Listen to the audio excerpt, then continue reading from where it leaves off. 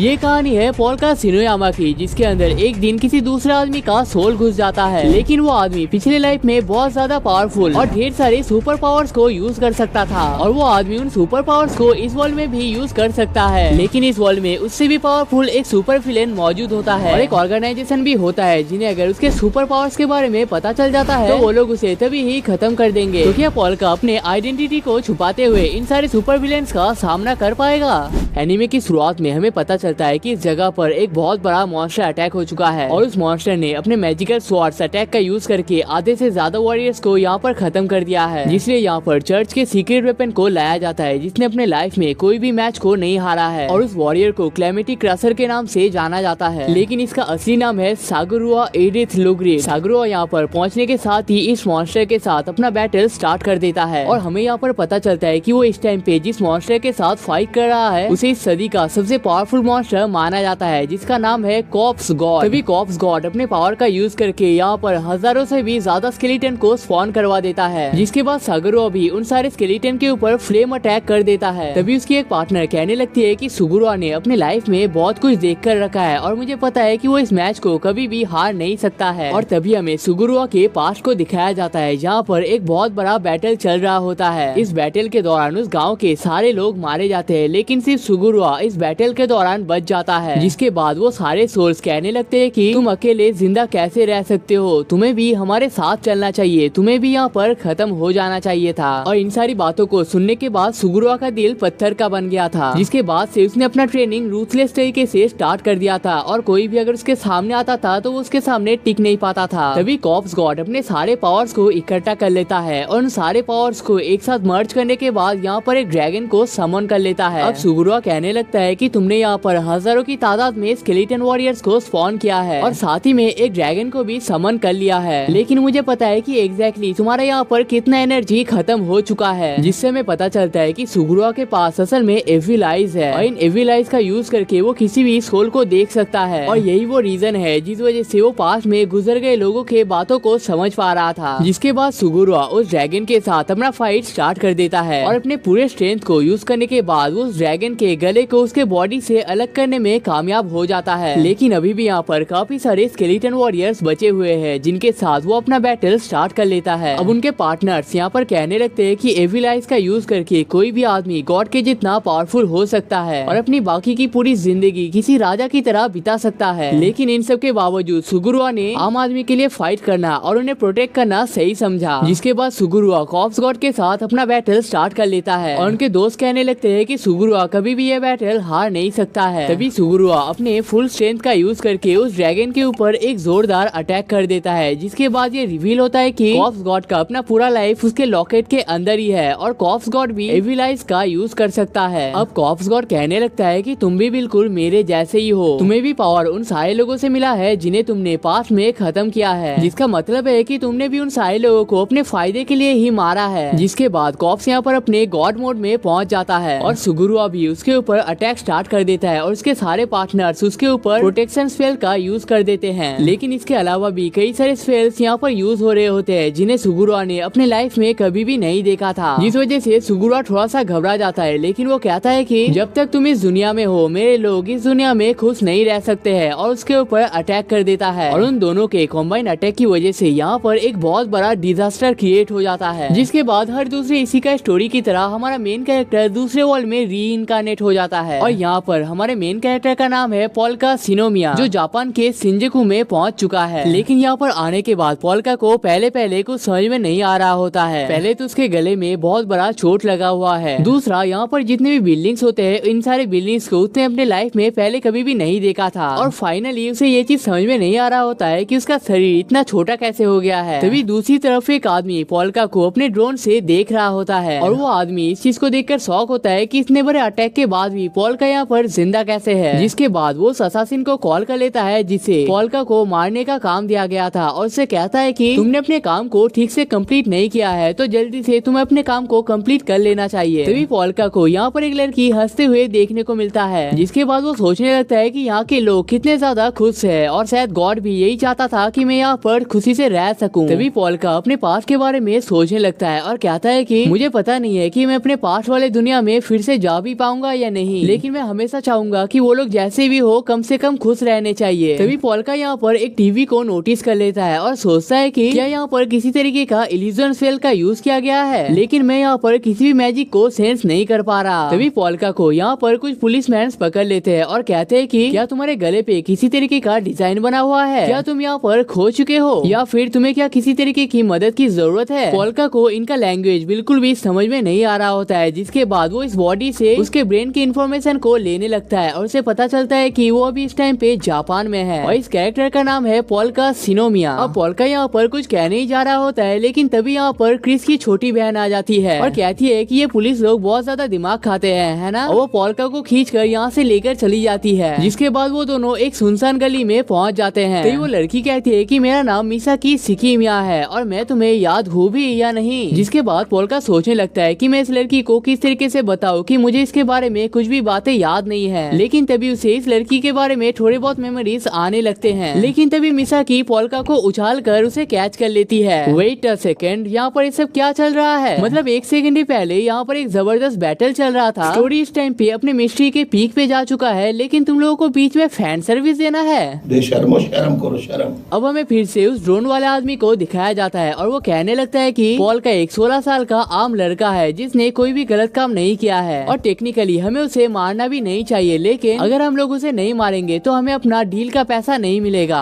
तभी मिसाकी कहने लगती है कि तुम्हारा शरीर एकदम गर्म और चार्मिंग लग रहा है और देखकर ऐसा बिल्कुल भी नहीं लग रहा है कि तुम्हारे साथ थोड़ी देर पहले एक बुरी तरीके का हादसा हुआ है। तभी वो फिर से कहने लगती है लेकिन ऐसा कैसे हो सकता है, मुझे ठीक से याद है मैंने तुम्हें अच्छे तरीके से खत्म किया था। जिसके बाद हमें पता चलता है कि ये वही लड़की है जिसने पोल्का को इस वर्ल्ड में खत्म किया था। जिसे सुनने के बाद पोल्का अपने पूरी तेजी के साथ यहाँ से भाग जाता है और एक कंस्ट्रक्शन एरिया में पहुँच जाता है। अब पोल्का यहाँ पर कहने लगता है कि वो यहाँ पर स्पिरिट्स को सेंस नहीं कर पा रहा है। इस वर्ल्ड के हवा में भी मैजिक बहुत ही कम अमाउंट में है और वो इस टाइम पे जिसके शरीर के अंदर है मानो उसने कभी भी मैजिक पावर्स का यूज ही नहीं किया है और इस तरीके से वो अपने गले के घाव को भी ठीक नहीं कर पाएगा। और तभी यहाँ पर मिसाकी भी पहुँच जाती है और पोल्का के साथ अपना फाइट स्टार्ट कर देती है। तभी पोल्का सोचने लगता है कि उसके रिफ्लेक्शन तो फास्ट है, लेकिन वो इस तरीके से इस लड़की के सामने टिक नहीं सकता है। तभी मिसाकी उसके ऊपर ब्लेड से अटैक कर देता है और कहता है कि बहुत टाइम बाद इन ब्लेड से कोई बच पाया है। जिसके बाद पोल्का यहाँ से भागने की कोशिश करता है और सोचने लगता है कि कितनी अजीब बात है, थोड़ी देर पहले ये जगह कितना सुंदर और खुशहाल लग रहा था, लेकिन अभी मानो यही जगह उसके मौत का रीजन बन चुका है। तभी मिसाकी यहाँ पर उसे अपने ब्लेड से मारने में कामयाब हो जाती है। लेकिन तभी पोल्का कहता है कि पिछले लाइफ में मैं अपने आप को प्रोटेक्ट करने में कामयाब नहीं हुआ था, लेकिन अब मुझे दूसरा मौका मिला है और मैं इस मौके को ऐसे ही आसानी से जाने नहीं दूंगा। जिसके बाद वो यहाँ से फिर से भागने लगता है। अब मिसाकी कहने लगती है कि मैंने इससे पहले भी कई सारे गैंगस्टर और क्रिमिनल्स को खत्म किया है, लेकिन ये लड़का उन सब से बहुत ही अलग लग रहा है और मैंने अगर इस लड़के को जल्दी खत्म नहीं किया तो शायद मैं इसके ट्रैप में फंस जाऊंगा। और तुम लोगों को तो पता ही होगा कि यहाँ पर किस टाइप के ट्रैप का बात चल रहा है। मतलब हम लोग यहाँ पर ट्रैप पे ट्रैप फेंके जा रहे हैं, लेकिन भाव देने का कोई भी चांस ही नहीं है। लेकिन दूसरी तरफ ये लड़का मारपीट करके और भागा दौड़ी करके ट्रैप बना रहा है। ओ भाई मारो मुझे, मारो मुझे, मारो नहीं, ये मजाक हो रहा है। एक सेकंड यार, मजाक हो रहा है। अब भागते भागते पोल्का एक रूम में पहुंच जाता है, जिसके बाद मिसाकी भी इस रूम में पहुंच जाती है और मिसाकी कहती है कि तुमने इस काम के लिए एकदम सही जगह को चुना है और ये जगह गैंगस्टर के कामों और घोष के आतंक की वजह से ही जाना जाता है। और किस तरीके से एक लोगों का ग्रुप यहाँ पर से गायब भी हो जाता है, किसी को पता तक नहीं चलता है। और फिर से कहने लगती है कि गैंगस्टर तो ठीक है, लेकिन घोष वर्ड थोड़ा सा अजीब नहीं लगता है। तभी पोल्का यहाँ पर अपने मूड में आ जाता है और कहता है कि अजीब तो है, लेकिन सच को कौन ही बदल सकता है। और मैंने जो सोचा था शायद वो यहाँ पर सच साबित हो रहा है। मुझे हमेशा से ये लगता था कि ये एविलाइज का पावर मेरे सोल को मिला है, ना कि मेरे बॉडी को। और मैं सही भी था, इस बॉडी के सहारे भी मैं उन सारे सोल्स को देख सकता हूँ जिन्हें मुझे देखना चाहिए था। मिसाकी को यहाँ पर कुछ भी समझ में नहीं आता है, लेकिन वो कहती है कि मैंने सुना है जब इंसान गुजर जाते हैं तो उनके बॉडी से 25 ग्राम वेट कम हो जाता है, जिसे बहुत से लोग सोल्स का ओरिजिनल वेट भी कहते हैं। लेकिन मुझे लगता है कि तुम्हें सोल से कुछ ज्यादा ही प्यार है, तो इसलिए मैं तुम्हारे अंदर से उस 25 ग्राम सोल को भी निकलने नहीं दूंगा। जिसके बाद वो पोल्का के ऊपर अटैक कर देती है। तभी पोल्का कहने लगता है कि स्पिरिट्स से मुझे पावर मिलता है और स्पिरिट्स बुरे नहीं होते हैं और तुम्हें उन्हें वेस्ट करने का भी कोई भी अधिकार नहीं है। जिसके बाद पोल्का उसके ऊपर एक बहुत बड़ा अटैक कर देता है। अब हमें उस जगह को फिर से दिखाया जाता है जहाँ पर कॉर्प्स गॉड और सुगुरुआ के बीच में बैटल हुआ था। यहाँ पर सुगुरुआ परेशान होकर कहने लगता है कि मैंने जब उसके साथ फाइट स्टार्ट किया था उसने यहाँ पर काफी सारे स्पेल्स का यूज किया था और उनमें से मैंने टेलीपोर्टेशन स्पेल को भी नोटिस कर लिया था, जिस वजह से मुझे ये लगता है कि कॉर्प्स गॉड अभी भी खत्म नहीं हुआ है और उसके मरने के बाद मुझे उसका सोल भी ठीक से देखना चाहिए था, लेकिन उसका सोल मानो अचानक से ही वहाँ पर से गायब हो गया। तभी उसकी पार्टनर कहने लगती है कि मैंने चर्च से न्यूज ले लिया है और मुझे पता चला है कि कॉर्प्स गॉड की वजह से जितने सारे इफेक्ट्स हो रहे थे वो सारे इफेक्ट्स इस टाइम पे गायब हो चुके हैं, जिसका मतलब है कि कॉर्प्स गॉड उनके लिए अब कोई भी प्रॉब्लम नहीं है। अब पॉल का यहाँ पर कहने लगता है कि मुझे पता नहीं है कि तुमने इस बॉडी को मारने की कोशिश क्यों किया है, लेकिन शायद मुझे तुम्हें थैंक्स कहना चाहिए और तुम्हारी वजह से मुझे अपना दूसरा लाइफ मिला है और वो भी एक ऐसी जगह पर जहाँ पर सोल्स की कोई भी कमी नहीं है। और इस टाइम पे उसके पावर्स अच्छे से काम करना स्टार्ट कर दिया है क्योंकि उसका ब्रेन का केज इस टाइम पे टूट चुका है, जिससे हमें पता चलता है कि यहाँ पर सुगुरुआ यानी कि कैलेमिटी क्रशर नहीं बल्कि कॉर्प्स गॉड जिसे उस सदी का सबसे पावरफुल विलेन माना जाता है वो इस वर्ल्ड में आ चुका है। और अगर मैं अपना ऑनेस्ट ओपिनियन दूं तो मुझे पहले ऐसा लग रहा था कि यहाँ पर सुगुरुआ ही टेलीपोर्ट हुआ है, लेकिन जब मुझे पता चला कि ये असल में कॉर्प्स गॉड है तो मैं लिटरली शॉक हो गया था। अब पॉल का उससे कहने लगता है कि तुम यहाँ पर हमेशा के लिए सोने का नाटक नहीं कर सकते, तुम्हें अब यहाँ पर उठ जाना चाहिए। लेकिन पॉल का नोटिस करता है कि वो यहाँ पर कोई भी रिस्पॉन्स नहीं कर रही है, जिसके बाद उसे पता चलता है कि ये लड़की यहाँ पर खत्म हो चुकी है। अब हमें कॉर्प्स के पास को दिखाया जाता है जहाँ पर वो कह रहा होता है कि जिसके पास भी एविल आइज होते हैं वो सोल्स को देख पाता है और उसका लाइफ कभी भी खुशहाल नहीं हो सकता है, लेकिन इसके बावजूद उसके पेरेंट्स ने उसे उसके बचपन में ही बेच दिया था, जिसके बाद उसे सेना में एज ए नेक्रोमेंसर यानी कि जो लोग काला जादू का यूज करते हैं उनके तौर पर उसे ऐड किया गया था और उसे इस चीज से मुक्ति तब मिला था जब ये दल पूरी तरीके से बर्बाद हो गया था। लेकिन कॉर्प्स कहता है कि इतने सारे चीजों के बावजूद मुझे लाइफ में सिर्फ शांति चाहिए था।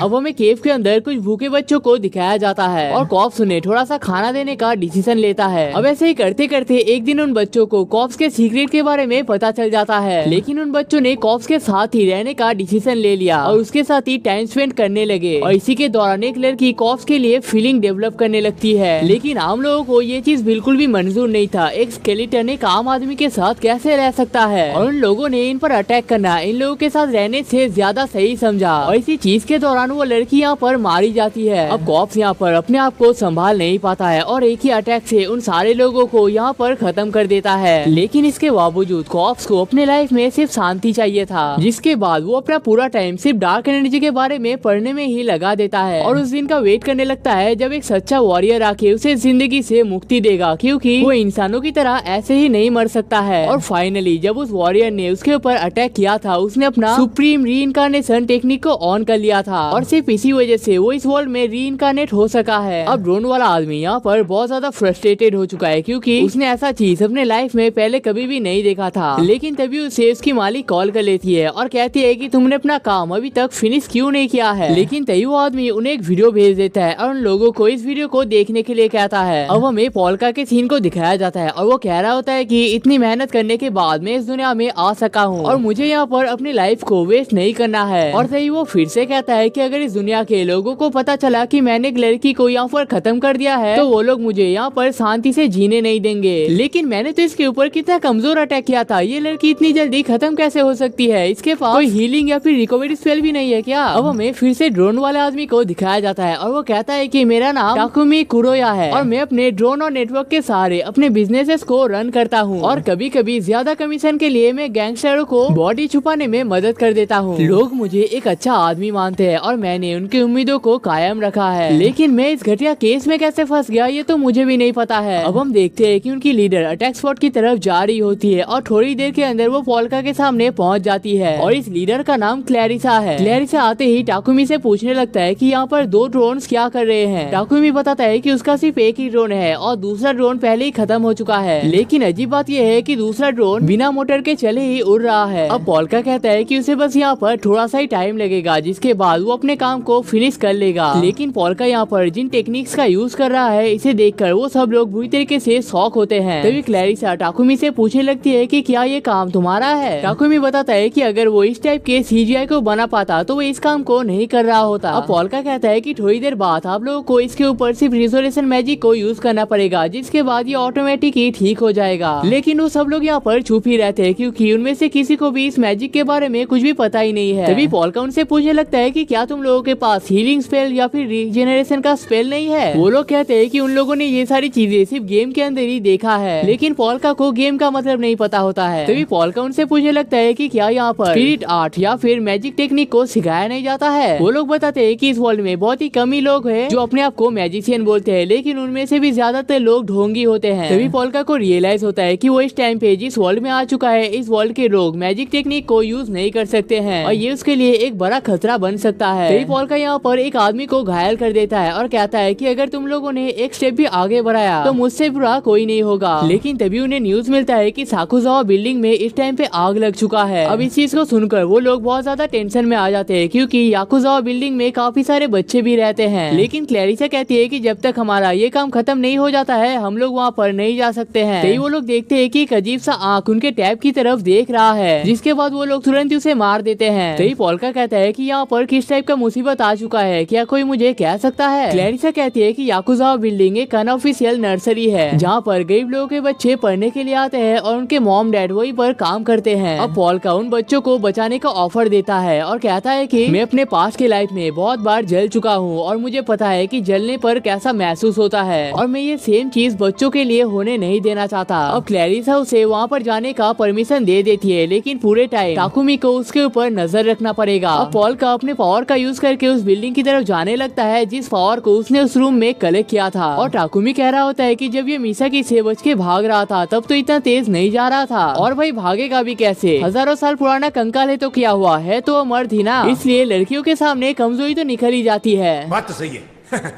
दौड़ना तो पड़ता है। अब पोल्का यहाँ पर पहुँचने के साथ ही अपने एफिल आइज का यूज करके पता कर लेता है कि बच्चे यहाँ पर अभी भी जिंदा है, और एफिल हैंड का यूज करके अपने आप को इसके अंदर थ्रो कर लेता है, और ये चीज इतना फास्ट होता है कि कोई उसे नोटिस भी नहीं कर पाता है। अब पोल्का यहाँ पर आने के बाद देखता है कि उनके पेरेंट्स भी यहाँ पर मौजूद है और वो उन सब से उनकी मदद करने के लिए कहता है, जिसके बाद वो सब लोग स्केलेटन बन के अपने बच्चों को बाहर निकालने में कामयाब हो जाते हैं। तभी यहाँ पर हमें एक बच्चे का भी प्रोस्पेक्टिव दिखाया जाता है, और इतनी सारी चीजों के बीच में वो लड़की ये चीज सेंस कर लेती है कि और कोई नहीं बल्कि उसका डैड है। दूसरी तरफ सब लोग इस चीज को देखकर बहुत ज्यादा हैरान होते हैं, और कई सारे लोगों ने तो इस चीज का वीडियो भी बना लिया है। अब पोल्का उस जगह से निकलने में भी कामयाब हो जाता है, जिसे देखकर टाकुमी बहुत ही फ्रस्ट्रेटेड हो जाता है और कहता है कि इसने मिसाकी को एक झटके में ऐसे मार दिया मानो इसके लिए वो कोई भी बड़ी बात नहीं है। लेकिन जब उसे पता चला कुछ बच्चे खतरे में है तो वो उन्हें बचाने के लिए चला आया, लेकिन इन सब के बावजूद ये लड़का बिल्कुल भी टेंशन में नहीं लग रहा है, और क्लैरिसा से कहता है कि हमें इस लड़के से बचकर रहना चाहिए। लेकिन क्लैरिसा पोल्का को यहाँ पर जल्दी से लाने के लिए कहती है, क्योंकि मिसाकी लगता है जल्दी उठने वाली है। और अब इस चीज को सुनकर टाकुमी को अपने कानों पर भी यकीन नहीं हो रहा होता है। अब हमें यहाँ पर मिसाकी के पास को दिखाया जाता है, जहाँ पर वो बहुत ही खुश होती है और उसे अपने स्माइल की वजह से ही जाना जाता है। लेकिन एक दिन उसी के सामने उसके मॉम और डैड को मार दिया जाता है, जिसके कुछ सालों बाद उसे साइको किलर और क्लैरिसा के पेट के नाम से जाना जाता है, और कहा जाता है कि वो अपने एनिमीज को बहुत ही बड़े स्माइल के साथ मारती है। और एक दिन देखती है कि उसने उसी बंदे को पकड़ लिया है जिसने उसके मॉम और डैड को मारा था। तो वो आदमी कहता है कि अगर तुम्हें ऐसा लग रहा है कि मुझे मारने के बाद तुम एक हीरो बन जाओगे और सब लोग तुम्हें पूजने लगेंगे, तो ऐसा कुछ भी नहीं होने वाला। लेकिन मिसाकी कहती है कि ऐसा तो कुछ भी नहीं है, मुझे इस काम के बदले में पैसे मिले हैं, और वैसे भी मुझे तुम जैसे लोगों को मारने में मजा आता है। तो वो आदमी पूछता है कि अगर तुम्हें पैसों के बदले में किसी अच्छे आदमी को मारने को दिया जाएगा तो क्या तुम उसे भी मार दोगे।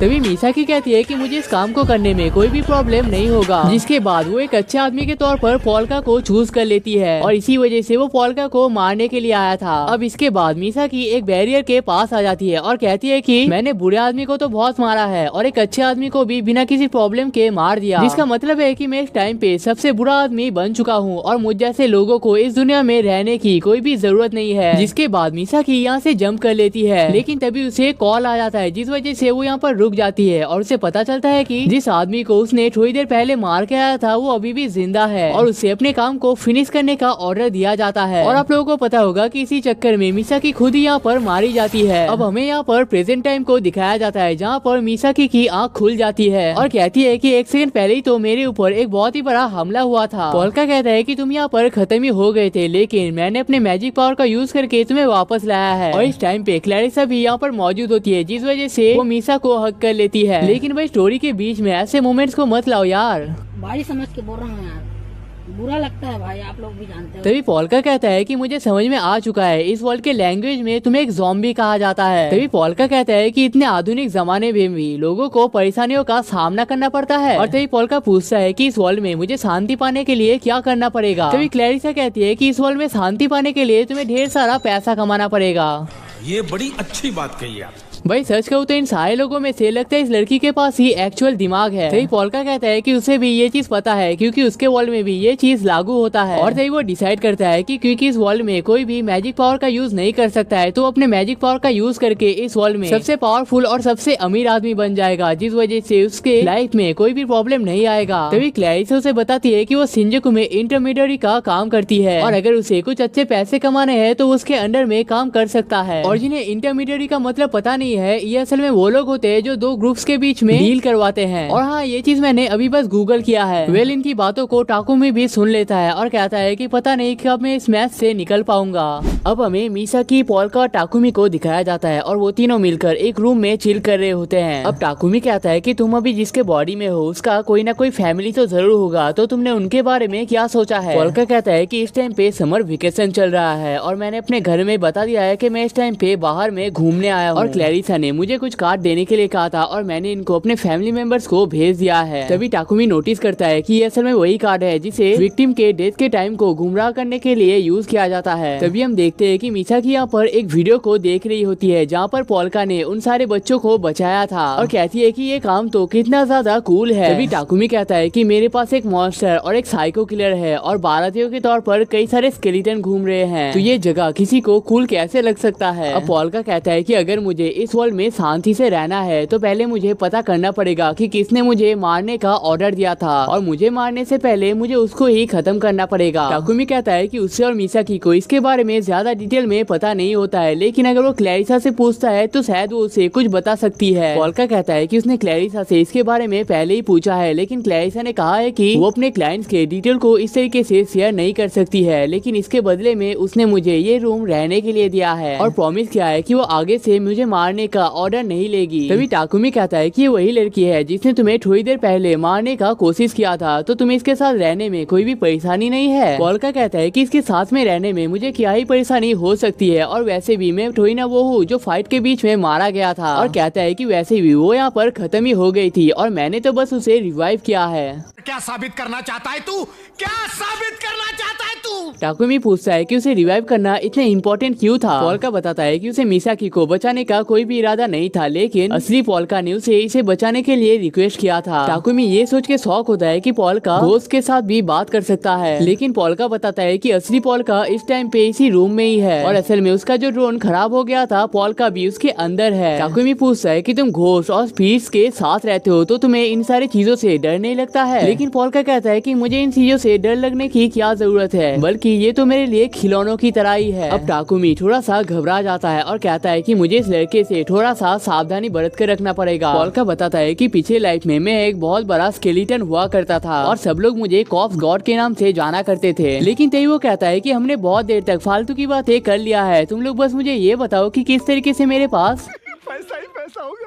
मिसाकी बताती है कि तुम मेरी तरह एक परफेक्ट असासिन बन सकते हो, लेकिन पॉल्का कहता है कि ये मेरे टाइप का काम नहीं है। तभी हमें पता चलता है कि उनके पास एक कस्टमर आ चुका है और उस कस्टमर का रिक्वेस्ट है कि वो अपना काम सिर्फ मिसाकी से ही करवाना चाहता है। वो आदमी कहता है कि किसी दूसरे गैंग के मेंबर ने मुझे मारने का ऑर्डर दिया है और तुम लोगों को मुझे बस प्रोटेक्ट करना है, लेकिन मिसाकी कहती है कि इस टाइम पे वो बहुत ही बिजी चल रही है, इसलिए वो इसका काम नहीं ले सकती है। अब वो आदमी इसे सुनकर बहुत ही निराश हो जाता है। तभी पॉल्का आके कहता है कि मैं तुम लोगों के रिक्वेस्ट को एक्सेप्ट कर लेता हूँ। तभी वो आदमी यहाँ पर बहुत ज्यादा गुस्सा हो जाता है, लेकिन मिसाकी कहती है अगर पॉल्का इस काम को करेगा तो मैं भी उसके साथ में चलूंगी। अब हमें शाम का वक्त दिखाया जाता है और वो आदमी कहता है कि यही वो जगह है जहाँ पर वो सारे असासिन्स रहते हैं और कहता है कि असासिन्स कुछ ज्यादा ही बुरे हैं क्योंकि वो कभी भी पूरे फैमिली को खत्म नहीं करते हैं, क्योंकि वो आधे फैमिली को जिंदा रहकर नरक में देखना चाहते हैं। तभी मिसाकी को पता चलता है कि असल में वही ग्रुप है जिन्होंने उनके मॉम और डैड को मारा था, जिसके बाद वो बिना किसी देरी के उन सभी को मारने के लिए चली जाती है, लेकिन उसे पता चलता है कि उसके ऊपर एम्बुश किया गया है। और जिन्हें एम्बुश का मतलब पता नहीं है, तुम इन असासिन्स को पबजी के कैंपर्स मान सकते हो। लेकिन हमारी मिसाकी भी किसी से कम नहीं होती है। वो उन सारे लोगों को बहुत ही आसानी से यहीं पर खत्म कर देती है और कहती है कि मिसाकी को हारने के लिए तुम्हें इससे ज्यादा स्ट्रॉन्ग लोगों की जरूरत है। लेकिन तभी मिसाकी को कोई पीछे से फायर कर देता है और हमें पता चलता है कि जिस आदमी ने उनसे मदद मांगा था, ये प्लान असल में उसी का है। सही पोल्का कहता है कि तुमने अपने लाइफ का सबसे बुरा डिसीजन इस टाइम पे ले लिया है, क्योंकि तुमने अभी जिसे मारा है वो कोई आम लड़की नहीं है, बल्कि वो तो एक ज़ॉम्बी बन चुकी है जिसे 2 बुलेट से कोई भी फर्क नहीं पड़ सकता है। अब मिसाकी उठने के बाद इन दोनों को ही बहुत ही बुरी तरीके से मारने लगती है। सही पोल्का कहता है कि मैंने उस टाइम पे तुम्हारा नहीं बल्कि तुम्हारे पास में जो छोटे छोटे बच्चे खड़े हुए थे, मैंने उनका रिक्वेस्ट एक्सेप्ट किया था। अब उन बच्चों के घोस्ट ही एक हैंड को क्रिएट कर देता है और उसकी मदद से इन सारे लोगों को ट्रैप कर दिया जाता है। और तभी पोल्का उन बच्चों से माफी मांग लेता है और कहता है कि माफ करना, जब तुम लोग जिंदा थे मैं तुम लोगों की मदद नहीं कर पाया था। अब टाकुमी क्लैरिसा को कॉल कर लेता है और कहता है कि जिस आदमी को वो लोग बचाने के लिए गए थे वही असली ट्रेटर निकला है, और कहता है कि कहीं ये उसी का प्लान तो नहीं है। क्लैरिसा कहती है कि ये उसका काम नहीं है और मिसाकी ने अपने काम के दौरान ढेर सारे दुश्मन बना लिए हैं और ये शायद उन्हीं में से कोई एक होगा। अब हमें 2 लोगों को एक जगह को साफ करते हुए दिखाया जाता है और वो लोग देखते हैं कि यहाँ पर कई सारे लोगों की हालत बुरी तरीके से खराब हो रखी है। लेकिन तभी यहाँ पर उनमें से एक पार्टनर गायब हो जाता है, जिसे देखकर दूसरा पार्टनर की तो हवा टाइट हो जाती है। लेकिन तभी एक पीछे से स्केलेटन हैंड आके उसे भी पकड़ लेता है और हमें पता चलता है कि ये काम असल में लेमिंग का है। और हाँ गाइस, लेमिंग एक बहुत ही पावरफुल विलेन है, तो उसके फाइट को देखकर आपको लिटरली बहुत ही मजा आएगा। अब हमें मिसाकी के सीन को दिखाया जाता है और मिसाकी कह रही होती है कि सच में ऐसा तो लग ही नहीं रहा है कि मुझे पीछे से 2 फायर किए गए हैं। लेकिन भाई कोई सीन्स को तो बंद करो यार, लगता है अब तो नोज ब्लीडिंग ही होके रहेगा।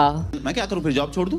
अब टाकुमी उससे पूछता है कि तुम्हारे लिए इंसान तो खिलौनों की तरह है, तो तुमने उन बच्चों के रिक्वेस्ट को एक्सेप्ट क्यों किया है? पोल्का कहता है कि वो लोग मेरे खिलौने तो हो सकते हैं, लेकिन मुझे मेरे खिलौने बहुत ही पसंद है और उनके साथ कोई बुरा करे ये चीज मैं देख नहीं सकता। अब टाकुमी सोचने लगता है कि एक मॉन्स्टर तो हो सकता है, लेकिन इसने कोई भी गलत काम नहीं किया है। वो तो हम लोग ही है जिसने पता नहीं कितने लोगों को तरपाया है। अब हमें क्लैरिसा को दिखाया जाता है और वो यहाँ पर कौन से फैंटेसीज को पूरा कर रही है वो तो मुझे पता नहीं है।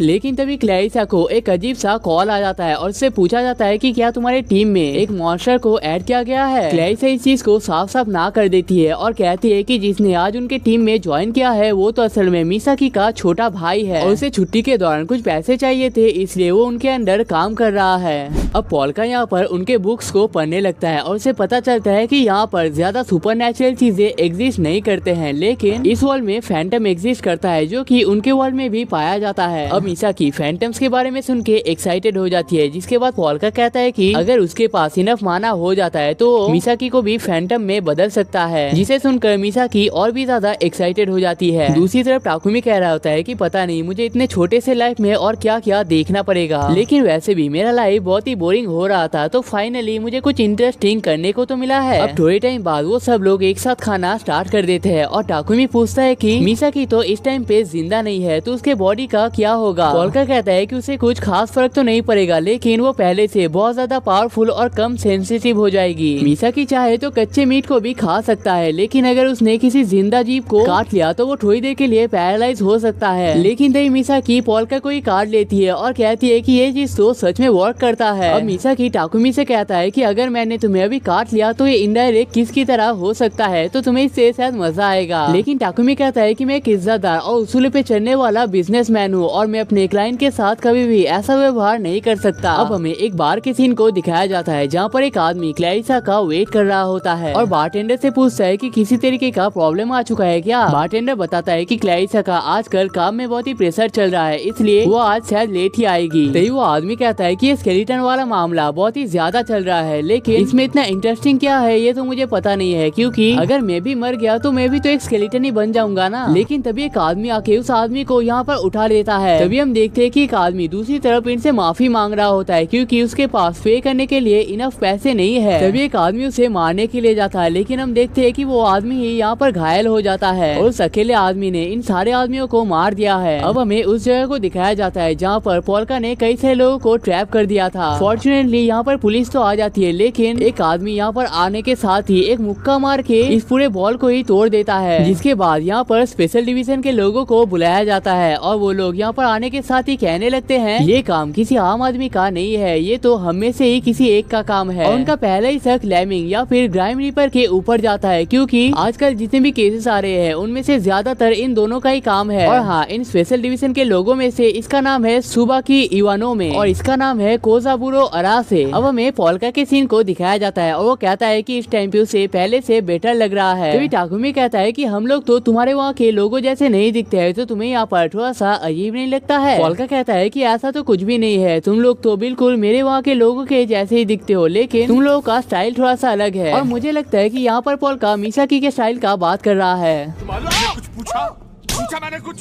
तभी पोल्का कहता है कि तुम्हारे और हमारे वर्ल्ड में काफी ज्यादा सिमिलरिटीज है और शायद तुम्हारे और हमारे वर्ल्ड के बीच में कोई ना कोई कनेक्शन हो सकता है। तभी टाकुमी पूछता है कि उन आदमियों का क्या होगा जिन्हें तुमने वहाँ पर ट्रैप किया था। पोल्का कहता है कि उसने उस ट्रैप को इसी तरीके से बनाया है कि कोई भी आम आदमी इस ट्रैप को तोड़ ही नहीं सकता है। अच्छा।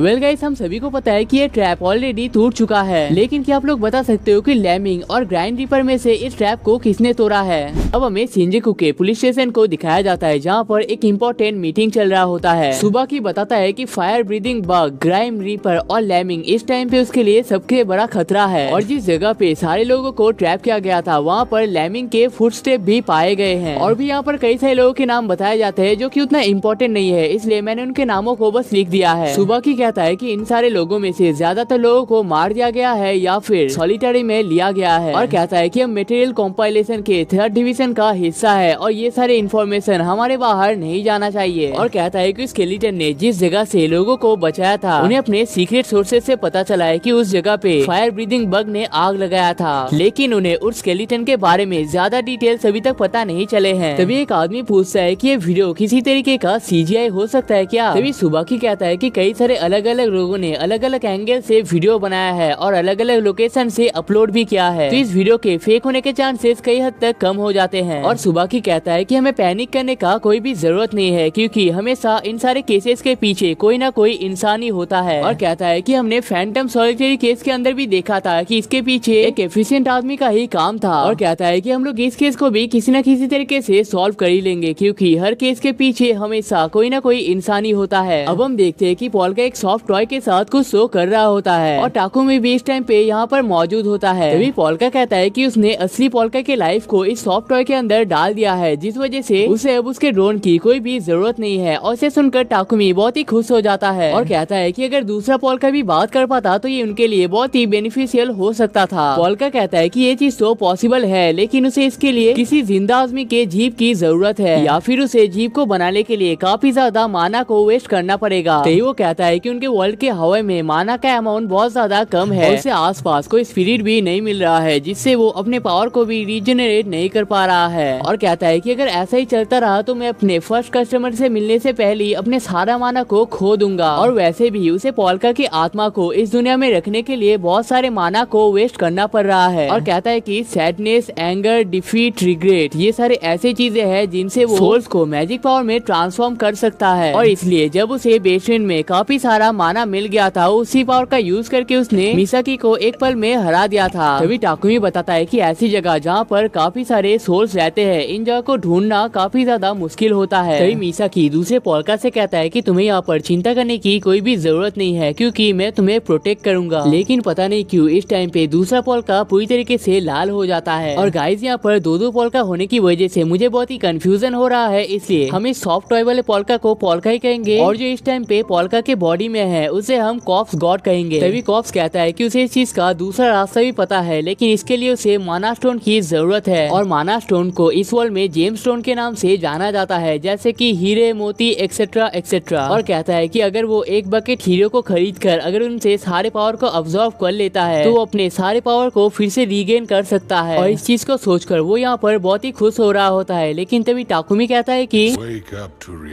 शॉप में जाने के बाद पोल्का को पता चलता है कि एक स्टोन को खरीदने के लिए उसे अपना पूरा महीने के सैलरी को वेस्ट करना पड़ेगा। लेकिन पोल्का कहता है कि कोई बात नहीं, एक दिन में इतना सारा पैसा कमाऊंगा कि मैं इस पूरे दुकान को ही खरीद लूंगा। जिसे सुनने के बाद वहाँ की शॉपकीपर कहती है कि इस काम के लिए तुम्हें 395 करोड़ 27,95,800 येन की जरूरत पड़ेगा। बाबा इधर जहर खाने का पैसा नहीं है तू जा।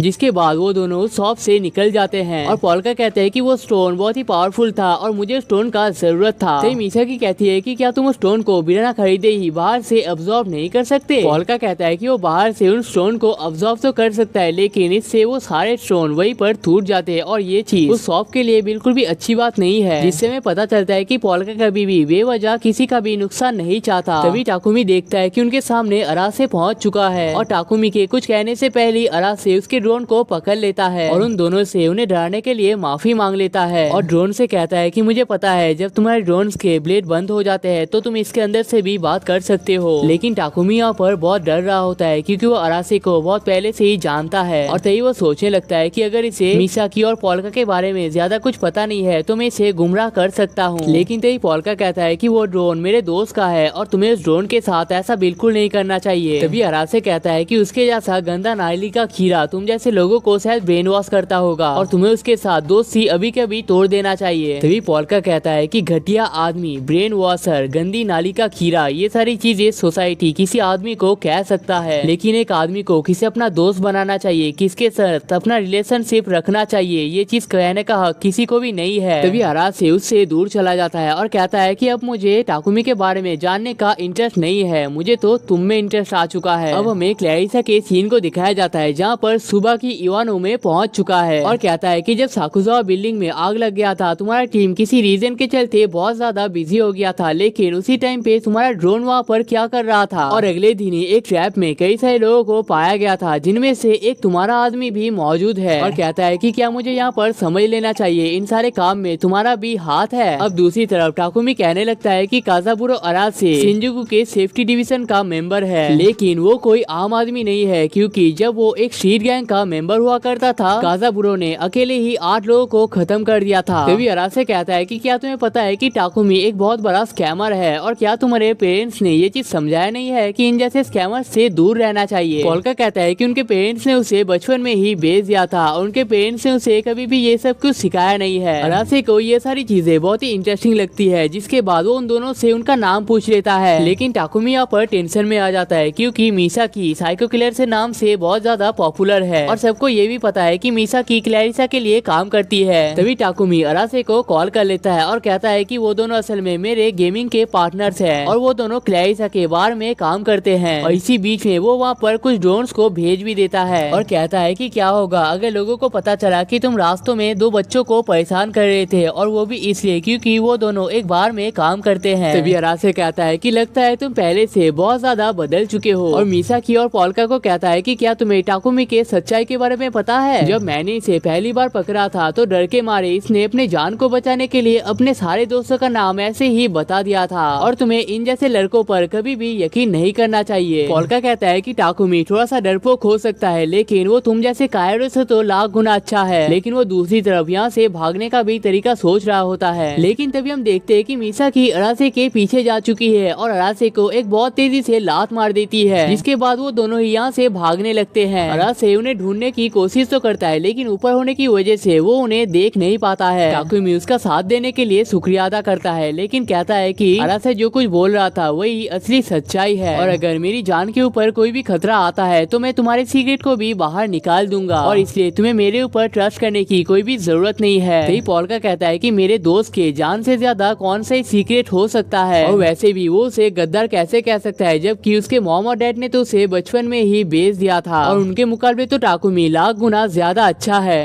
अब हमें फिर से सुबाकी के सीन को दिखाया जाता है जहाँ पर वो अपने होश में नहीं होता है और वो अपने केस के बारे में इम्पोर्टेंट डिटेल्स को शेयर कर रहा होता है। तभी क्लैरिसा के पार्टनर्स कह रहे होते हैं कि ये अपने केस के बारे में इम्पोर्टेंट डिटेल्स को शेयर कर रहा है तो ये हमारे लिए खतरा तो नहीं हो सकता है। क्लैरिसा कहती है कि ये यहाँ पर प्रॉब्लम तो क्रिएट कर सकता था लेकिन हमने इससे कुछ भी पूछा नहीं है और ये जो कुछ भी कह रहा है वो अपने मन से कह रहा है जिसमें हम लोगों का कोई भी हाथ नहीं है। थोड़ी देर में मिसाकी और पोल्का यहाँ पर पहुँच जाते हैं जिसे देखकर सुबाकी कहता है कि आजकल के बच्चों के डिमांड तो कुछ ज्यादा ही महंगे हो चुके हैं। तभी सुबाकी उन्हें अपने पास बुला लेता है और कहता है कि मुझे तुम लोगों से कुछ इम्पोर्टेंट बात करना है। और इतने में सुबाकी के पास एक मैसेज भी आ चुका है जहाँ पर अरासे ने कहा है कि 2 बच्चे इस बार में आ सकते हैं और उन्हें उनके बारे में ज्यादा से ज्यादा डिटेल्स चाहिए। अब हमें थोड़ी देर पहले के स्टेशन के सीन को दिखाया जाता है जहाँ पर अरासे अपने पार्टनर को उसके सीने पे लगे फुटस्टेप को स्कैन करने के लिए कहता है। और जब मिसाकी ने उसे लात मारा था तो ये निशान उसी टाइम पे लग गया था, जिसके बाद उन्हें पता चलता है कि ये सेम फुटस्टेप ह्यूमन ट्रैप के पास भी पाया गया था। जिसके बाद अरासे अपने सारे पार्टनर्स को लेकर यहाँ पर से निकल जाता है। दूसरी तरफ पोल्का अपनी लाइफ में पहली बार लेमन जूस खा रहा होता है, जिसके बाद वो कहता है कि ये लेमन जूस से बहुत ही अच्छा है और वो इसे अपने कोल माइन के फ्रेंड्स के साथ भी शेयर करना चाहता है। दूसरी तरफ टाकुमी अरासे को यहाँ पर आते हुए नोटिस कर लेता है और वो जल्दी से पोल्का को कॉल कर लेता है और पोल्का को जल्द से जल्द यहाँ से निकलने के लिए कहता है। लेकिन तभी हम एक दूसरे स्क्रीन में देखते हैं कि एक आदमी बिल्डिंगों के सहारे यहाँ पर आने की कोशिश कर रहा है। और दूसरी तरफ कुछ लोग कह रहे होते हैं कि आज से करीब 5 साल पहले लेमिंग को पहली बार देखा गया था और लेमिंग ने इतने सारे क्राइम्स कर दिए हैं जितना एक आदमी अपने पूरे जिंदगी में नहीं करता है। और उन्हें शक है कि वो लोग कभी भी लेमिंग को ढूंढ भी पाएंगे या नहीं। अब बदकिस्मती की वजह से पोल्का के निकलने से पहले ही अरासे यहाँ पर पहुँच जाता है। जिसके बाद अरासे और सुबाकी एक साथ कहने लगते हैं कि हमें तुम दोनों से कुछ इम्पोर्टेंट डिटेल्स निकालने हैं। लेकिन तभी यहाँ पर इलेक्ट्रिसिटी चली जाती है, जिसके बाद अरासे कहता है कि मुझे तो पहले से ही पता था यहाँ पर ऐसा ही कुछ होने वाला है। लेकिन क्लैरिसा कहती है कि ये काम हमारा नहीं है और लाइट को जला देती है। लेकिन लाइट को जलाने के बाद वो लोग एक ऐसे चीज को देखते हैं जिन्हें देखने के बाद उन्हें अपनी आंखों पर यकीन नहीं होता है। वेल गाइस, वीडियो के बीच में डिस्टर्ब करने के लिए माफी चाहूंगा, लेकिन मुझे एक बहुत ही इम्पोर्टेंट अनाउंसमेंट करना है। आप लोगों को पता होगा कि 1 घंटे के वीडियो के स्क्रिप्टिंग से लेकर अपलोड करने तक पूरी जिम्मेदारी मेरे हाथों पर होती है। लेकिन मुझे इसी के साथ यूनिवर्सिटीज की स्टडीज और पार्ट टाइम जॉब भी करना पड़ता है और सिर्फ इसी वजह से मेरे एक वीडियो को आने में 2 से 3 हफ्ते का टाइम लग जाता है। लेकिन आप में से अगर किसी को भी इसका पार्ट 2 संडे और पार्ट 3 ट्यूसडे के अंदर चाहिए तो आप लोग मेरे चैनल का मेंबरशिप ले सकते हो। मेरे नॉर्मल सब्सक्राइबर्स को 1 हफ्ते में 1 वीडियो देखने को मिल जाएगा, लेकिन मेंबर्स को 1 हफ्ते में 3 वीडियो देखने को मिलेगा। हमने इसका प्राइस 59 रुपीज रखा है, लेकिन इनमें से कोई सा भी पैसा मेरे पास नहीं आएगा। ये सारा पैसा स्क्रिप्ट राइटर और एडिटर के पास जाने वाला है, जिससे आपको वीडियो में और भी ज्यादा क्वालिटी देखने को मिलेगा। लेकिन अगर आप लिटरली सिर्फ 30 रुपए ज्यादा देते हो तो आपको मेरे वीडियो में या फिर डिस्क्रिप्शन में शाउट आउट देखने को मिलेगा। तो मेरा ये रिक्वेस्ट है कि हो सके तो चैनल के मेंबरशिप को ज्वाइन कर लेना, वरना ये चैनल शायद ही चल पाएगा।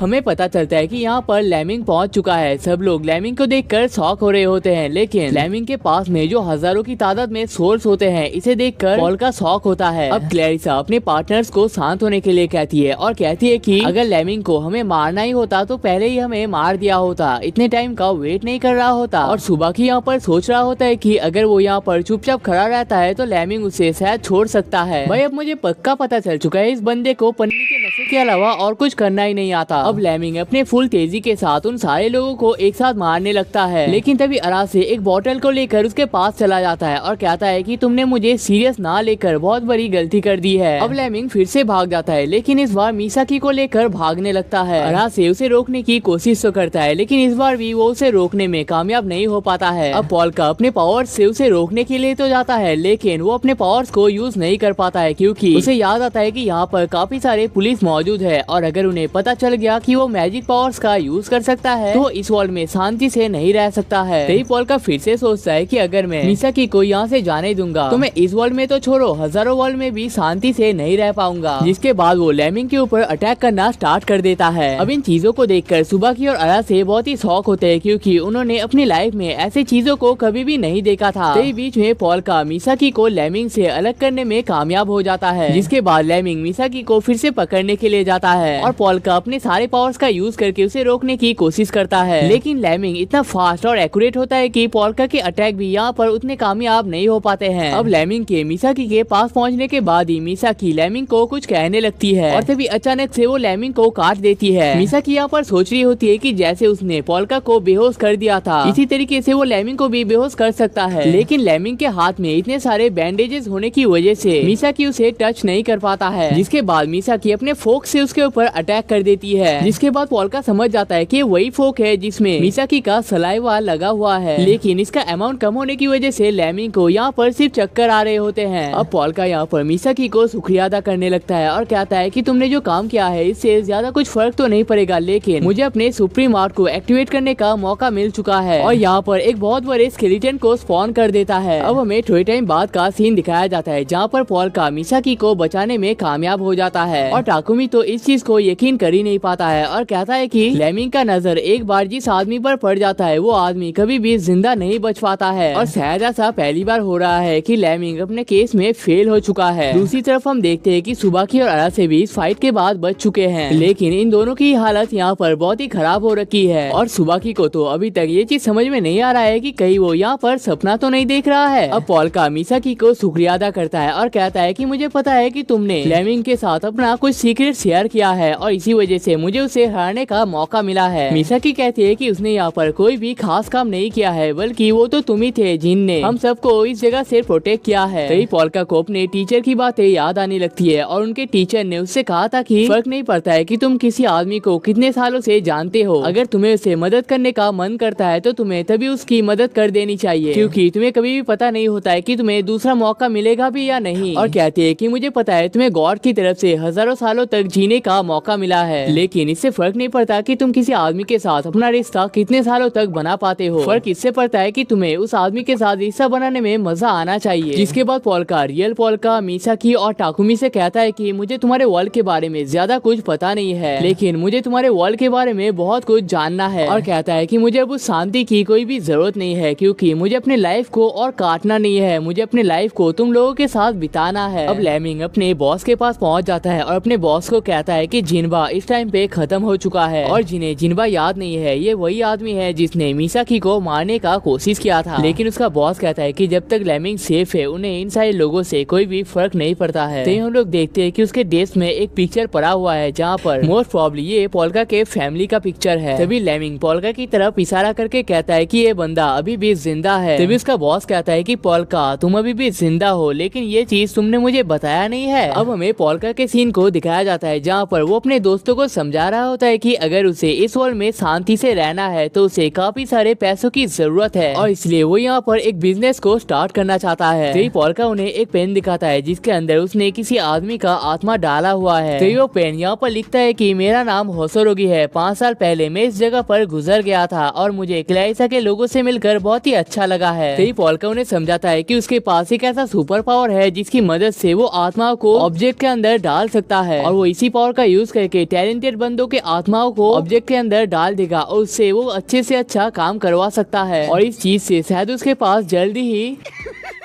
पैसा होगा। तभी टाकुमी कहता है कि मुझे पता है ये बिजनेस चाय और गोलगप्पे के बिजनेस को खड़ा करने के बाद उनके फ्रेंचाइजी बेचने से तो बहुत ही अच्छा है, लेकिन क्या तुम्हारा दिमाग खराब हो चुका है? अगर किसी को पता चल गया कि तुम यहाँ पर सोल्स का यूज कर सकते हो तो ये हमारे लिए बहुत बड़ा खतरा बन सकता है। तो ये पेन यहाँ पर कहता है कि अगर तुम लोगों को पैसे कमाने हैं तो मेरे पास एक परफेक्ट आइडिया है। अब तुम लोग शायद इस चीज पर यकीन नहीं करोगे, लेकिन उस पेन की बातों को मानने के बाद वो लोग यहाँ पर 100,000 येन कमा लेते हैं, जो की इंडियन करेंसी में 57,000 रुपीज होते हैं और उन्होंने ये सारा पैसा सिर्फ एक हफ्ते में कमाया है। अब तुम लोग सोच रहे होगे कि ऐसा क्या काम है जिसकी मदद से वो लोग एक हफ्ते में ही इतना ज्यादा पैसे कमा लेते हैं।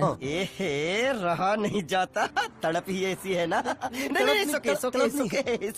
वेल वो लोग यहाँ पर एक्चुअली फॉर्च्यून टेलिंग का बिजनेस स्टार्ट करते हैं और हाँ ये वही बिजनेस है जहाँ पर ये लोग 10 रुपए लेकर तुम्हें अपना फ्यूचर बताते हैं, लेकिन ये शॉप उनसे थोड़ा सा स्पेशल है। पोल्का के पास एक बुरी औरत फॉर्च्यून टेलिंग के लिए आती है, लेकिन साथ ही में उसके साथ उसका हस्बैंड भी होता है जो कि इस टाइम पे गुजर चुका है। तो वो आत्मा पोल्का के पास जाकर कुछ कहता है, जिसके बाद पोल्का कहता है कि आपने पिछले महीने में ही अपने किसी करीबी को खो दिया है और आप जिस चीज को ढूंढ रहे हैं वो आपके घर के पीछे लाइमस्टोन के नीचे पड़ा हुआ है और इस औरत को असल में अपने हस्बैंड का छुपाया हुआ सेफ का की नहीं मिल रहा होता है और पोल्का यहाँ पर उसी चीज का लोकेशन बता देता है। वेल ये तो सिर्फ एक केस हो गया, लेकिन पोल्का मेजोरिटी केसेस को कैसे संभालता है? प्लान बहुत ही सिंपल है। एक पेपर में हर हर किसी को अपना नाम और एज एक पेपर में लिखना पड़ता है। जिसके बाद टाकुमी उस डिटेल को लेकर उनके आईडी को हैक करने लगता है। जिसके बाद पोल्का अपने थर्ड आई से उस डिटेल्स को देख रहा होता है और सेम टाइम पे वो इन डिटेल्स को उनके सामने कह रहा होता है और अपने आप को असली साबित करने के लिए यहाँ पर मैजिक पेंसिल्स का भी यूज कर रहा होता है। लेकिन अब एक एग्जाम्पल तो बनता है। पोल्का के पास एक आदमी फॉर्च्यून टेलिंग के लिए आता है। जिसके बाद पोल्का उनसे कहता है कि तुम्हारी लाइफ की सबसे बड़ी प्रॉब्लम है कि तुम गेम के एडिक्शन को छोड़ नहीं पाते हो, तो तुम्हें सबसे पहले उस चीज को छोड़ देना चाहिए और तुम्हें अपने मेडिकल प्रोफेशन में और भी ज्यादा फोकस करना चाहिए। लेकिन वो आदमी इस चीज को देखकर शॉक हो जाता है जब पोल्का ये भी बता देता है कि उसका पैर टूटा हुआ है, जबकि उसने ये डिटेल्स किसी के साथ भी शेयर नहीं किया था। और इन्हीं ट्रिक्स का यूज करके पोल्का यहाँ पर 100% एक्यूरेसी के साथ सारी चीजों को गेस कर रहा होता है। अब इसके बाद पोल्का कहता है कि ये सारे पैसे हम सब में इक्वली डिवाइड होने चाहिए। इसके बाद टाकुमी कहता है कि तुम्हारा दिल सच में बहुत ही बड़ा है। लेकिन असली पोल्का यहाँ पर कह रहा होता है कि उसे यहाँ पर कोई भी पैसों की जरूरत नहीं है। तभी टाकुमी कहता है कि ऐसा तो होना ही था, पोल्का ने अपने लाइफ में बहुत सारे पैसों को पहले ही देख लिया है और इसका रीजन है कि लेकिन तभी यहाँ पर कुछ लोग पहुँच जाते हैं जिनमें से 2 बच्चे भी मौजूद होते हैं। इस लड़की का नाम है काजुकी शिनोयामा और इस लड़के का नाम है शिजुकी शिनोयामा। और वो दोनों पोल्का से कहने लगते हैं कि अंकल पोल्का, हमने आपको तो 1 महीने से देखा ही नहीं है। तो पोल्का समझ जाता है कि ये दोनों असली पोल्का को जानते हैं। जिसके बाद वो यहाँ पर अपने मुंह को छुपाने लगता है और कहता है कि पोल्का, कौन पोल्का, मुझे तो पोल्का के बारे में कुछ पता ही नहीं है। तभी काजुकी कहने लगती है कि आपकी मजाक करने की आदत अभी तक गई नहीं है और कहती है कि मैंने सुना है कि आपने फॉर्च्यून टेलिंग का काम स्टार्ट किया है, तो क्या आपको मेरे भी फ्यूचर के बारे में पता है? मिसाकी कहती है कि हम लोग इस टाइम पे फॉर्च्यून टेलिंग नहीं करते हैं। अगर तुम्हें अपना फ्यूचर जानना है तो तुम कल सुबह 10 बजे यहाँ पर आ सकते हो। तभी काजुकी यहाँ पर गुस्सा हो जाती है और कहती है कि तुम्हें पता है कि तुम किसके सामने बात कर रहे हो? टाकुमी कहता है कि एक गरीब लड़की से जो कि कुछ रीजंस के चलते अचानक से अमीर हो चुकी है। अब काजुकी यहाँ पर रोने वाली होती है, लेकिन पोल्का टाकुमी को यहाँ पर रोक देता है और काजुकी को हक कर लेता है। शिजुकी कुछ कहने जा रहा होता है, लेकिन पोल्का उसे भी हक कर लेता है और कहता है कि तुम्हें अपना फ्यूचर जानना था ना, तो मैं कहता हूँ कि तुम लोगों का फ्यूचर है और मैं तुम्हारे फ्यूचर को प्रोटेक्ट करूंगा। लेकिन तभी हमें पता चलता है कि पोल्का यहाँ पर उन बच्चों से नहीं बल्कि एक इविल स्पिरिट से बात कर रहा है और कहता है कि घर में बता देना, कल मैं घर में वापस आ रहा हूँ। जिसके बाद वो सब लोग यहाँ पर से चले जाते हैं। तभी टाकुमी कहता है कि तुम सिर्फ एक इविल स्पिरिट के बातों में आकर इतना बड़ा डिसीजन ले लिया है। लेकिन पोल्का कहता है कि वो लोग मेरे अपने ही है और उन्हें प्रोटेक्ट करना मेरी जिम्मेदारी है और वैसे भी वो बच्चे मुझे अपने कुछ बच्चों की याद दिला रहे थे। अब वो दोनों रास्ते में बात कर रहे होते कि उन्हें पोल्का अंकल का बिहेवियर बहुत ही अलग लग रहा था। लेकिन तभी उनके सामने टाकेरू शिनोयामा यानी कि लेमिंग का बॉस पहुंच जाता है और उन्हें रात में इस तरीके से घूमने के लिए मना करता है और उनसे पोल्का अंकल के बारे में पूछने लगता है। वो लोग बताते हैं कि पोल्का कल उनके घर में वापस आने वाले हैं। जिसके बाद टाकेरू कहता है कि तुम्हें इस टाइम पे सावधान रहना चाहिए क्योंकि शिजुका के साथ जो हुआ था वो तुम लोगों के साथ भी हो सकता है। जिसके बाद हमें पता चलता है कि इस इविल स्पिरिट का नाम ही शिजुका है। दूसरी तरफ मिसाकी पोल्का से पूछता है कि क्या तुम्हें रियल पोल्का के घर के रास्ता भी पता है? टाकुमी कहता है कि पोल्का के फैमिली शिनोयामा ग्रुप के मेंबर है जिनके पास ट्रिलियंस में पैसे हैं। हाँ, वो लोग जापान के सबसे रिचेस्ट पर्सन तो नहीं है, लेकिन उनके पास बहुत ज्यादा पैसे हैं और यहाँ तक कि वो लोग MC स्टैन के शूज को भी खरीद सकते हैं। 80,000 के शूज है, 80,000 के, तेरा घर जाएगा इसमें। पोल्का के पिताजी रोजान शिनोयामा ग्रुप के लीडर हैं। उनकी उम्र इस टाइम पे 79 हो चुकी है और उनके टोटल 2 बच्चे हैं जिनमें से दूसरा बच्चा पोल्का है और अगर उन्हें कल को कुछ हो जाता है तो उनका सारा प्रॉपर्टी में से आधा पोल्का को मिल जाएगा। और ये बहुत ही आसान सी बात है कि क्यों पोल्का के इतने सारे दुश्मन हैं और इसीलिए टाकुमी उसे वहाँ पर जाने से पहले उसे एक बॉडीगार्ड लेने का सलाह देता है क्योंकि वो सबके सामने अपने मैजिक पावर्स का तो यूज नहीं कर सकता है। जिसके बाद पोल्का एक स्केलेटन को कुछ कपड़े पहना के उसे अपना बॉडीगार्ड कह देता है। लेकिन टाकुमी कहता है कि क्या तुमने पहले कभी भी बॉडीगार्ड को देखा भी है? जिसके बाद पोल्का कहता है कि पिछले लाइफ में उसके पास सैबर टूथ टाइगर और सिविलियन कॉप्स नाम का 2 प्रोटेक्टर हुआ करता था, लेकिन इस वर्ल्ड में उसे एक भरोसेमंद इंसान की जरूरत है जो कि साथ ही में बहुत ही स्ट्रॉन्ग होना चाहिए। जिसके बाद वो दोनों ही एक साथ मिसाकी की तरफ देखते हैं।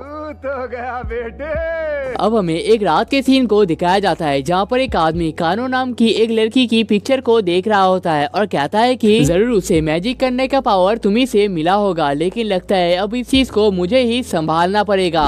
अब अगले सीन में टाकुमी पोल्का को शिनोयामा फैमिली के बारे में बता रहा होता है। शिनोयामा फैमिली में सबसे बड़ा गाकू शिनोयामा है जिसकी उम्र 48 ईयर्स है और वो पोल्का का बड़ा भाई है। और टाकेरू जो कि पोल्का का भतीजा है वो शिनोयामा फैमिली के सिक्योरिटी डिवीजन का हेड है। और टाकुमी पोल्का को इसी आदमी से सावधान रहने के लिए कहता है क्योंकि इसने 26 साल की उम्र से ही इस काम को स्टार्ट कर दिया था और उसे इस कंपनी के बारे में बहुत सी चीजें पता है। अब पोल्का और मिसाकी रियल पोल्का के घर के पास पहुंच जाते हैं और पोल्का ने कभी इतना बड़ा घर नहीं देखा था। तभी यहाँ पर टाकेरू पहुंच जाता है और पोल्का से कहता है कि तुम तो कहीं पर घूमने के लिए गए थे तो फिर तुम वापस आ क्यों गए हो। पोल्का कहता है कि इतनी देर तक बाहर घूमने के बाद मुझे पता चला है कि जिंदगी का असली मजा तो घर में ही होता है। तभी टाकेरू पूछता है कि तुम्हारे साथ जो ये लड़की है ये कौन है। अब मिसाकी अपने आप को यहाँ पर वेलकम करती है और कहती है कि मेरा नाम मिसाकी सिकिमिया है। अब इसके बाद वो सब लोग घर के अंदर पहुँच जाते हैं और मिसाकी सबको बताने लगती है कि किस तरीके से वो इस दुनिया को छोड़कर जाने वाली थी लेकिन पोल्का ने उसके जान को बचाया है। तभी टाकेरू कहता है कि उसे ये चीज सुनकर बहुत ही अच्छा लगा कि पोल्का भी किसी का जान बचा सकता है, लेकिन जिसका जान बचाया है वो इतने बड़े स्टील कंपनी के ओनर की बेटी है। लेकिन मिसाकी बताती है कि उनके फैमिली अब इस बिजनेस को रन नहीं करते हैं। टाकेरू कहता है कि उन्हें उनके पास्ट के बारे में सब कुछ ही पता है और उसे जब ये पता लगा था तो उसको भी बहुत ही बुरा लगा था क्योंकि जब टाकेरू छोटा हुआ करता था मिसाकी के फैमिली ने उसे बहुत ज्यादा हेल्प किया था। लेकिन तभी एक लड़की आके मिसाकी को हक कर लेती है और कहती है कि तुम तो कितने प्यारे हो और तुम्हें हमारे फैमिली का हिस्सा होना चाहिए था। टाकेरू उसे ऐसी बातें करने से मना कर देता है और जिससे बाद हमें पता चलता है कि इस लड़की का नाम कीरी है और ये टाकेरू की वाइफ है। तभी पोल्का पूछता है कि घर के बाकी मेंबर्स कहाँ पर हैं, जिसके बाद काजुकी कहती है कि उसके मॉम और डैड जापान में नहीं रहते हैं और बाकी जितने भी मेंबर्स हैं वो सब लोग काम के लिए जा चुके हैं। लेकिन तभी पोल्का एक ऐसे आदमी को नोटिस कर लेता है जिसे रियल पोल्का भी नहीं पहचानता है, जिसके बाद हमें पता चलता है कि एक रैंडम रिलेटिव है जिसे कोई भी पहचानता नहीं है। जैसे तुम लोगों ने हिंदी सीरियल्स में देखा होगा कि कोई किसी का भांजा ताऊ भतीजा होता है लेकिन कोई किसी को पहचानता नहीं है, तो ये आदमी उन्हीं में से एक है। तभी शिजुकी यहाँ पर रियल पोल्का को नोटिस कर लेता है और पूछता है कि ये सॉफ्ट टॉय यहाँ पर क्या कर रहा है। तभी सायो कहती है कि मुझे इस शार्क के बारे में पता है और मैंने इस मूवी को भी देख कर रखा है और इस मूवी को मैं 10 में से 7 का रेटिंग देना चाहूंगा। जिसके बाद हमें पता चलता है कि ये लड़की असल में शार्क्स का बहुत बड़ी फैन है। लेकिन तभी यहाँ पर पोल्का के डैड रोजान शिनोयामा पहुँच जाते हैं। तभी उनका रिलेटिव उनसे फार्मा इंडस्ट्री के बारे में बात करने लगता है, लेकिन रोजान कहते हैं कि उन्हें इन चीजों के बारे में कोई भी इंटरेस्ट नहीं है और उसे यहाँ से चले जाने को कहते हैं। अब रोजान पोल्का को अपने पास बुला लेते हैं और पोल्का घर से बिना बताए जाने के लिए माफी मांग लेता है। रोजान कहते हैं कि वो इतने टाइम से इन सारे लोगों का बातों को ही सुन रहा था, लेकिन पोल्का ने अपने बारे में ज्यादा कुछ बताया नहीं है, इसलिए वो उनके साथ प्राइवेट में बात करना चाहते हैं और मिसाकी को थोड़ी देर के लिए गार्डन में घूमने के लिए कहते हैं। अब हमें सुबाकी और अरासे के सीन को दिखाया जाता है जहाँ पर सुबाकी कह रहा होता है कि केस को सॉल्व करने के लिए हमें थोड़ा सा क्रेजी तो बनना ही पड़ेगा। जिसके बाद वो लोग 10A सोरीमिया के पास पहुँच जाते हैं जो की फैंटम सॉलिटरी के नाम से पॉपुलर है और सुबाकी उससे साकुजावा बिल्डिंग के बारे में पूछने लगता है और कहता है कि फायर ब्रीदिंग बग जब भी आग लगाता है वहाँ पर अपना एक निशान छोड़ कर जाता है और उन्हें साकुजावा बिल्डिंग पे भी ये निशान देखने को मिला था, जिसका मतलब है कि ये काम फायर ब्रीदिंग बग का ही है। और उन्हें अपने सूत्रों से पता चला है कि फायर ब्रीदिंग बग अचानक से कहीं पर अटैक नहीं करता है, वो किसी जगह को अटैक करने से पहले 6 या फिर 7 महीने तक प्लानिंग करता है और उस जगह को फायर लगाने के लिए तैयार करता है। ठीक जैसे एक बग लकड़ी के टुकड़े को कई सालों तक खाता है लेकिन वो लकड़ी अचानक से एक दिन में टूट जाता है। अब हमें शिजुकी और काजुकी के सीन को दिखाया जाता है जहाँ पर वो दोनों यहाँ पर टहल रहे होते हैं, लेकिन वो इविल स्वीट यहाँ पर बहुत ज्यादा डर रहा होता है। अब हमें इन तीनों के पास को दिखाया जाता है जहाँ पर शिजुकी काजुकी बहुत तेजी से रो रहे होते हैं और कह रहे होते हैं कि किस तरीके से उन दोनों ने उनके मॉम के बैग को जंगल में खो दिया है। तभी शिजुका उन दोनों को यहाँ पर रोने के लिए मना कर देती है और उस बैग को अकेले ही ढूंढने के लिए चली जाती है। शिजुकी को वो बैग तो मिल जाता है लेकिन उसे पता चलता है कि यहाँ पर 2 लोग बातें कर रहे हैं और उनमें से वो रिलेटिव भी होता है जिनके बारे में हमें ज्यादा कुछ बताया नहीं गया है और उन दोनों ने असल में उन ट्विंस को यहाँ पर जलाने का प्लान किया था। अब शिजुका इस बात को सुनने के बाद ही उन्हें वार्न करने के लिए जाने लगती है, लेकिन इसके बीच में ही पता नहीं कुछ रीजन से चलते वो जल जाती है। फाइनली वो उनके पास पहुँच तो जाती है लेकिन इसका कोई फायदा नहीं है क्योंकि वो ऑलरेडी एक इविल स्पीड में बदल चुकी है और हजारों बार चाहने के बावजूद भी वो यहाँ पर कुछ भी नहीं कर सकती है। अब हम प्रेजेंट के सीन में पहुँच जाते हैं जहाँ पर पोल्का अपने डैड को वो सारी चीजें बता रहा होता है जो कि यहाँ पर से जाने के बाद उसके साथ हुआ है। पोल्का के डैड इन सारे बातों को सुनकर बहुत ही खुश लग रहे होते हैं और पोल्का भी इस चीज से बहुत ही शांत हो जाता है कि उसके डैड को कुछ भी पता नहीं चला है। तभी रोजान कहते हैं कि मैं तो तुमसे सिर्फ एक बात पूछना ही भूल गया, मुझे बस इतना बता दो कि तुम असलियत में हो कौन। पोल्का यहाँ पर कुछ कह नहीं जा रहा होता है लेकिन उसके डैड उसके गले में एक स्वॉर्ड रख देते हैं और कहते हैं कि भले ही मेरी उम्र उम्र हो चुकी है, लेकिन मुझे बेवकूफ समझने की गलती मत करना। मुझे अपने बेटे के बारे में हर चीज अच्छे से पता है और तुम मुझे इतना बता दो कि मेरा बेटा असल में कहाँ पर है। तभी पॉल्का कहता है कि आपसे मिलकर मुझे बहुत ही अच्छा लगा और मुझे पता नहीं था कि असली डैड इस टाइप का होता है। एटलीस्ट मेरे पास में मैंने जिस टाइप का देखा था उनसे तो आप लाख गुना ज्यादा अच्छे हो। लेकिन तभी यहाँ पर एक ब्लास्ट का आवाज सुनाई देता है, जिसके बाद पॉल्का कहता है कि मैंने शिजुकी और काजुकी को बचाने का प्रॉमिस किया है, इसलिए मुझे अभी यहाँ से जाना पड़ेगा। जिसके बाद वो अपने तेजी के साथ यहाँ से जाने लगता है। तभी यहाँ पर कोई और कहने लगता है कि तुम्हारे पास अच्छा मौका था, तुम्हें इस लड़के को अभी मार देना चाहिए था। लेकिन रोजान कहता है कि उसकी शक्ल हूबहू मेरे बेटे के जैसा है, इसलिए मैं उसे इस तरीके से मार नहीं सकता।